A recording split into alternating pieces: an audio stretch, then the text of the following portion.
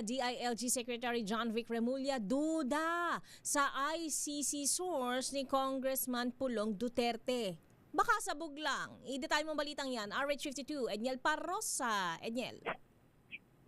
Palaisipan, Lakay at Misaya, kahit Mayor Secretary John Vic Remulla kung saan galing ang impormasyon ni Davao City Representative Paulo Duterte na may warrant of arrest na ay International Criminal Court laban kay Senator Bongo.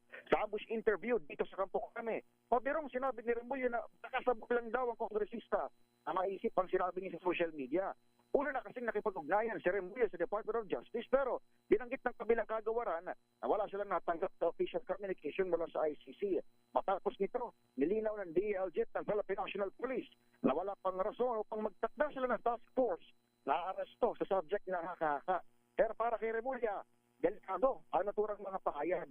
At tanongin naman kung iniwala siyang may highly reliable source si Duterte sa loob ng ICC. Narito ang sagot ng kalihim. Sa ICC ulit, sorry, may capability ba si Congressman Pulong para magkaroon ng same access? Hindi ko nga alam, baka makasabog yung sinabi niya eh. Kasi siya lang nakakita nun. Sa amin, wala pa eh. Sabi niya, highly reliable source. Baka high lang. Okay. Okay, thank you very much. Ang bahagi ng panayan kay Secretary John Vic Remulla, inalmahan din ng Malacanang ngayong araw ang banat ng Kongresistang Duterte na ginagamit ng administrasyon ng ICC warrant bilang political weapon.